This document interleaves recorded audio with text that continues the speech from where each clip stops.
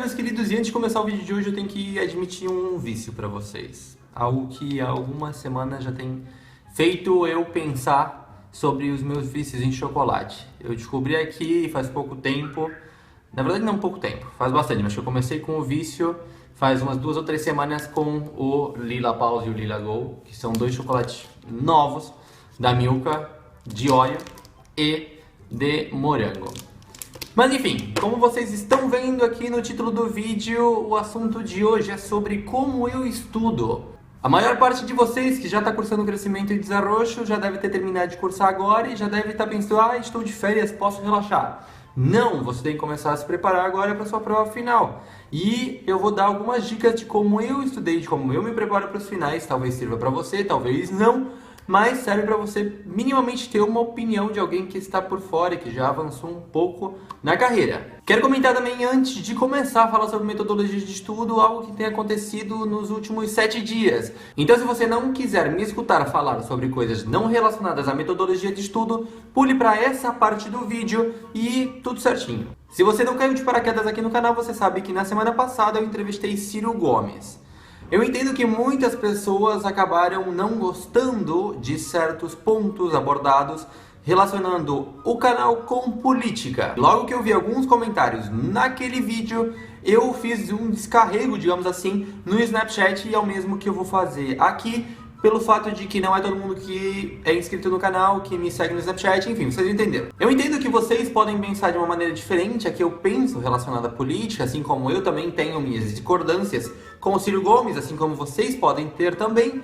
Porém, uma coisa é necessária hoje, nos dias de hoje, e sempre, na verdade, não é? Que é o respeito. Por mais que você pense de uma maneira diferente, você tem que respeitar a opinião que essa outra pessoa pensa. Eu particularmente acho totalmente desnecessário a maior parte dos comentários feitos por Jair Bolsonaro, por exemplo.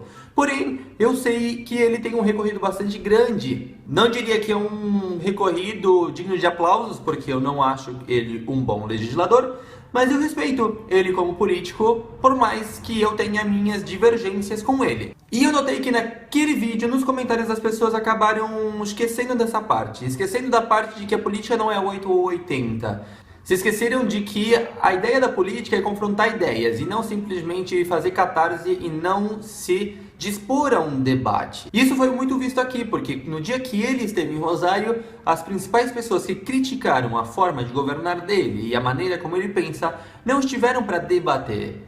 Então façamos política de uma maneira construtiva, debatamos os temas e não fiquemos simplesmente fazendo política em redes sociais. Um dos comentários que mais me chamou a atenção foi uma pessoa que disse: William, não misture essa coisa linda chamada medicina com política. Seguramente essa pessoa não sabe o que significa política em primeiro lugar, porque ser médico é fazer política em primeiro lugar.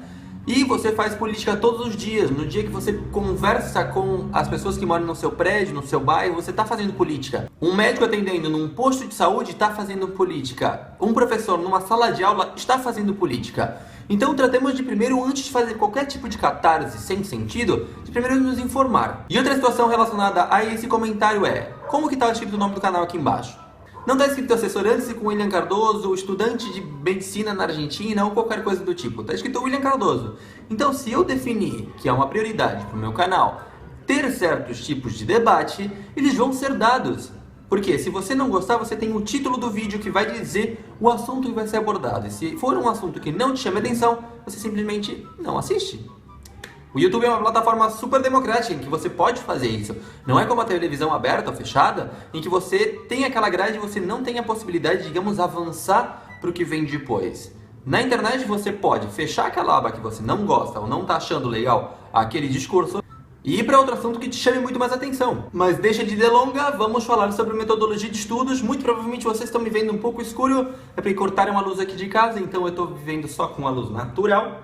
Mas tudo bem, eu separei 7 pontos de como eu mais ou menos estudo na hora de preparar uma prova final, que principalmente na UNR, pelo menos aqui, é oral. E o primeiro deles é: encontre um lugar cômodo e um lugar que você goste de estar para estudar. Já vi muitas notas, muitas matérias em revistas, em jornais falando sobre um lugar calmo, tranquilo, mas isso tudo depende de você. Por exemplo, eu gosto de estar estudando numa mesa, mas escutando música e não necessariamente num lugar silencioso. E eu me sinto muito mais cômodo estando num lugar assim do que estando, por exemplo, numa escrivaninha, num lugar totalmente isolado. Então, encontre um lugar que você se sinta cômodo para poder estudar. Como vocês já sabem, e eu já falei nos 50 Fatos sobre mim, eu sou uma pessoa muito metódica, digamos. Então, o que eu sempre faço na hora de estudar é planificar o que eu vou estudar em cada dia até o dia da prova e estipular metas. Digamos que naquele dia eu tenho que conseguir tal coisa e se conseguir um pouco mais eu estou avançando e vai ter tempo sobrando para eu fazer outras coisas. E relacionado com isso aprenda a fazer pausas e saber quando parar. A gente sabe que hoje não adianta a gente ficar tipo 6, 7, 8 horas estudando direto, porque o nosso cérebro ele não vai estar absorvendo. Já está comprovado de que a gente tem que fazer pausas a cada 40 minutos, 1 hora no máximo, para o cérebro dar aquela respirada, fazer uma pausa de 15 minutinhos só, para tomar um café, para ir no banheiro, ver alguma coisa na internet e depois seguir estudando para dar aquela refrescada e depois voltar a estudar. E também saber quando parar, não adianta você ficar desde o meio-dia até as 3 da manhã para terminar exausto e simplesmente fazer aquela bola de neve aumentar e no dia seguinte seu cansaço está pior ainda para continuar estudando. Faça os seus próprios resumos de uma maneira que você entenda esses resumos. Não copie aquele parágrafo do texto tal qual como ele está no livro. Faça uma síntese do texto de uma maneira que você entenda a explicação que aquele texto te dá para poder entender.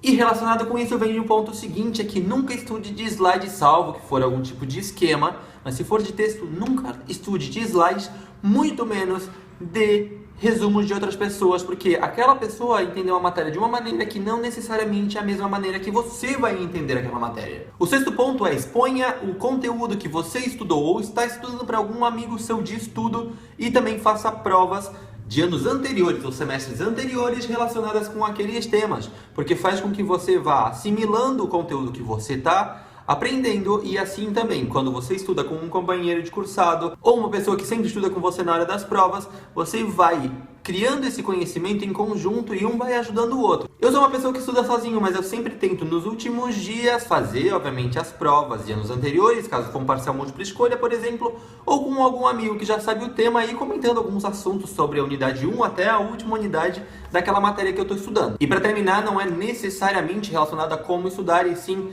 o que fazer na última noite da prova. Desde o meu ponto de vista, a gente não deve, na última noite antes da prova, nas últimas horas antes da prova, ficar bitolado, estudando, porque a gente não vai absorver aquele conteúdo que você tinha para aprender, você já aprendeu até o dia anterior, quando você fez toda a sua planificação, obviamente se você for como eu, que planifica todo o seu estudo. Na noite anterior ou nas horas anteriores, procure fazer uma coisa que te relaxe, que te faça bem. Por exemplo, eu sempre na noite anterior que eu vou fazer uma prova final, o que eu faço? Eu vou no cinema com os meus amigos, tratando de relaxar e sair daquela tensão de estudo, para que dessa maneira, no dia seguinte, eu possa estar um pouco mais relaxado na hora de fazer a prova. Então é isso, espero que sirva para vocês agora que vocês estão preparando as provas finais, ou se você vem no ano que vem já para você ir pensando como ir estudando. Caso você tenha outro método de estudos, deixa aqui nos comentários que eu quero saber a sua maneira de estudar. Curta, compartilhe com seus amigos e se inscreva para não perder nenhuma novidade. A gente se vê na semana que vem. Até mais. Tchau!